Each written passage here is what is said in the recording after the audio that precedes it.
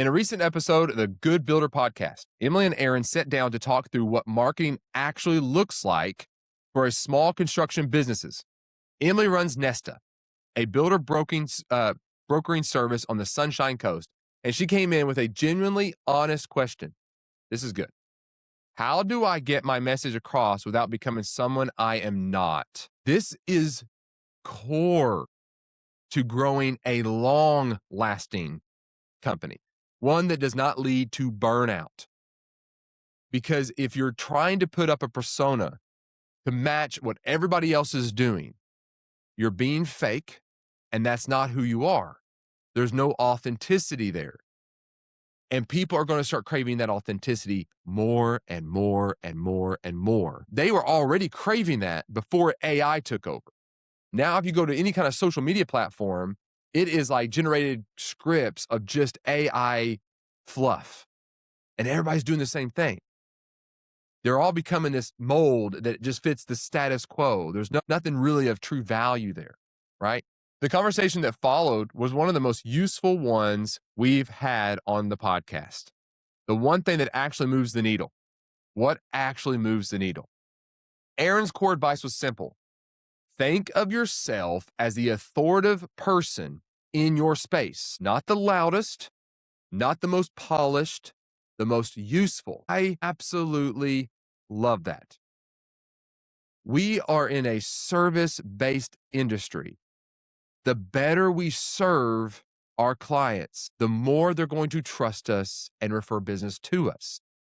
If you're not authentic and you're creating a persona that's not you, you're not being authentic, they will not trust you, okay?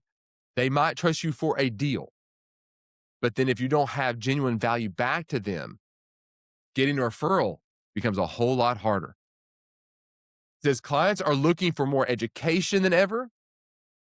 If you can position yourself as an advisor, think about how you could add value to their day, every day about things they're thinking about.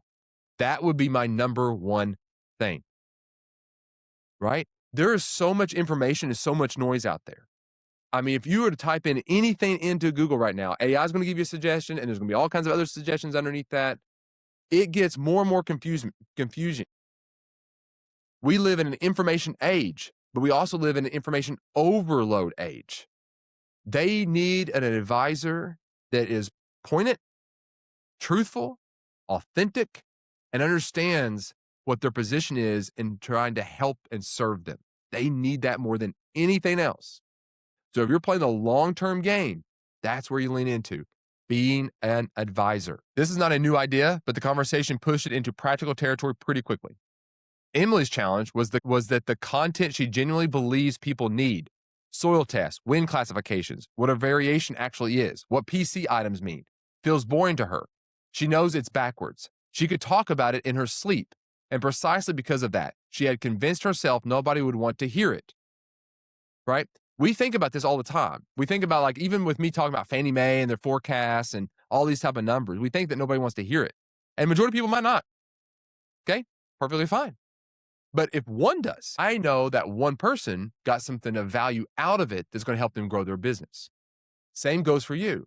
If you put out true information that describes your industry, describes the intricate details of the more boring stuff, but you become the source of the value. So when that problem arises, they remember, well, yeah, Adam said something about this the other day on his Facebook account or his TikTok video that he did. And what was that, right? And they remember that and they recall that. You become the advisor, right? Aaron pushed back. Put it out there. Tell them it is boring. Tell them they need to know it anyway. That honestly is the hook. That's right. It's like simply saying, like, yo guys, what I'm about to talk about, you're going to find extremely boring and you're probably not going to stay until the end. Okay. You're probably going to tune me out within 2 minutes. You might have already tuned me out. But what I'm going to say is very valuable and you need to know it. So I'm going to tell you anyway, because one of these days you're going to come across a situation where you need to know what I'm about to tell you and it's boring. Now here it is, right? That's a great hook. That could even be your stick, right? On TikTok. Another boring update for you.